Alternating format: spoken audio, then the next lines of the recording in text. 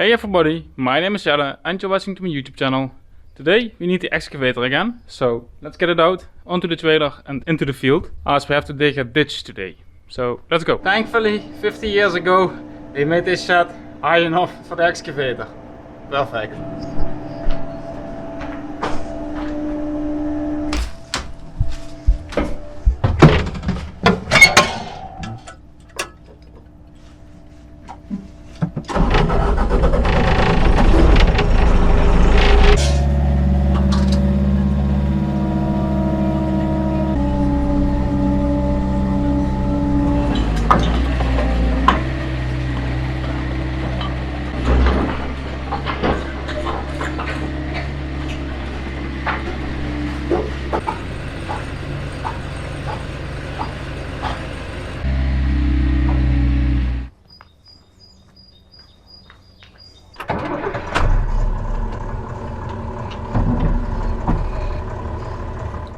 I got a package and I bet this one is the window for the excavator, just by the size and fragile.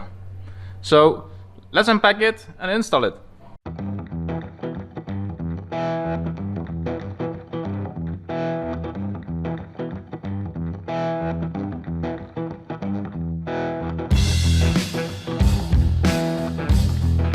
Ready, so let's head into the field. As you might have noticed in one of the previous videos, our neighbor built a gigantic shed. Got a big connection to the complete power grid, and that means we don't need a generator anymore. So now we're gonna have to dig a ditch with a power cable to our water pumps can go. So let's dig that ditch.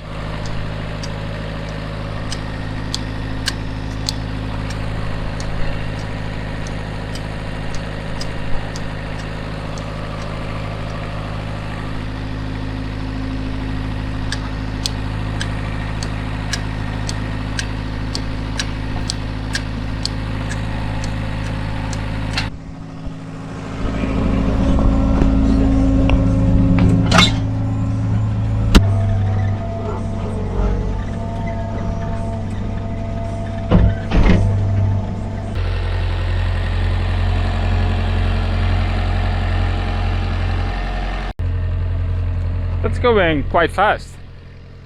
So it's the first time ever I dig a ditch, so I think I'm not doing that bad.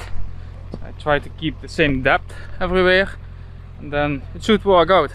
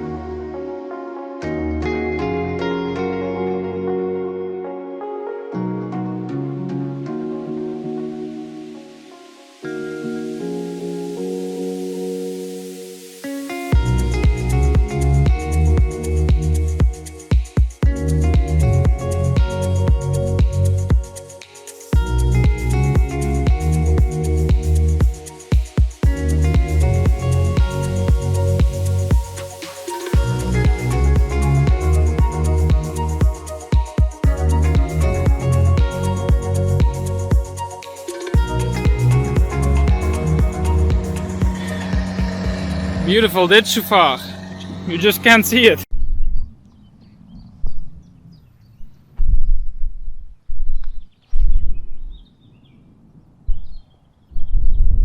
The ditch here worked out great, so The mini excavator really does a fine job at this, even for the heavy clay. It gets through it. It requires a lot of power, because this is such a heavy ground here, but it gets it done. It takes some shaking and so to get the chunks actually out of the bucket, as we still have chunks laying here that have the exact shape of the bucket. For example, this one here, that's how it comes out of the bucket.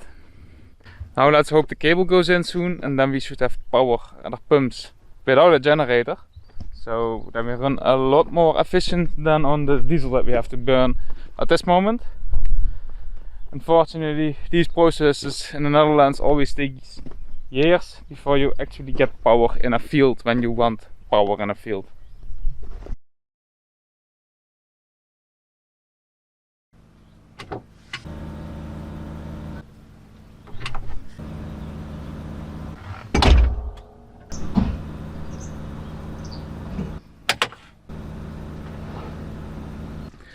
So I just fixed the complete lighting of the trailer, as I hadn't installed it yet, but now it's installed on there, and that means we can travel around without issues, and we can actually get to work if we need it without external lights.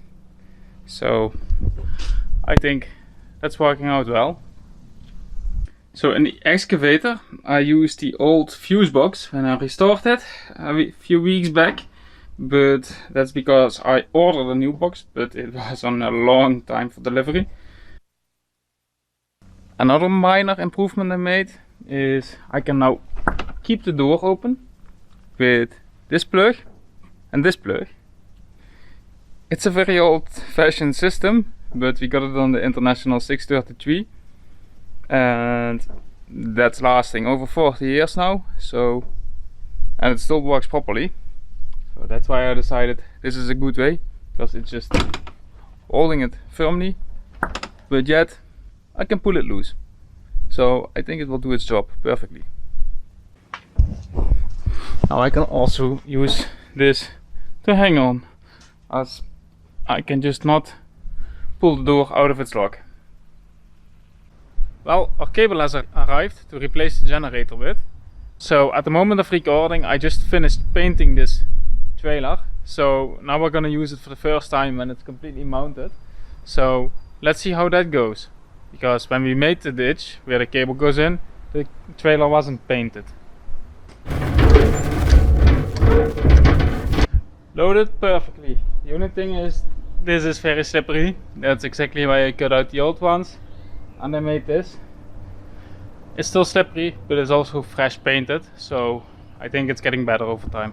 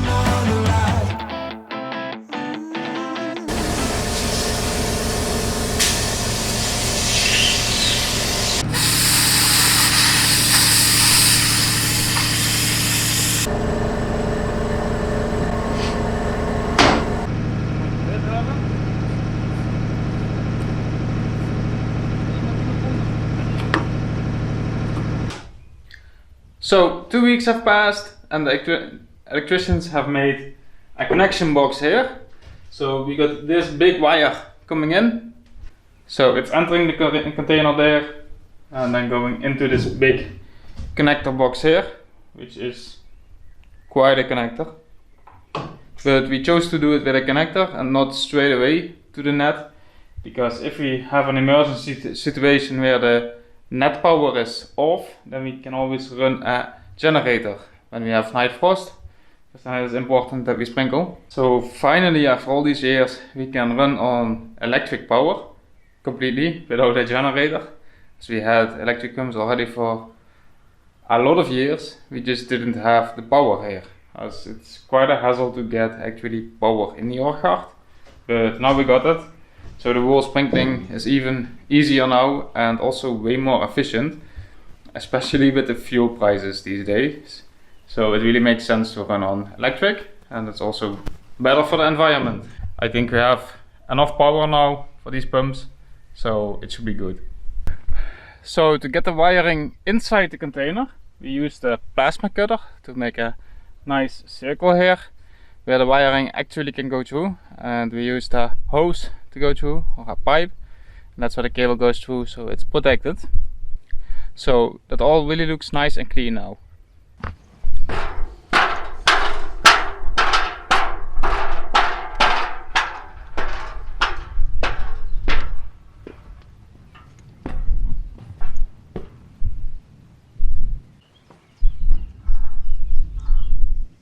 If you enjoyed watching this video, then don't forget to like, share and subscribe so you get a notification when the next video comes online. Thank you for watching.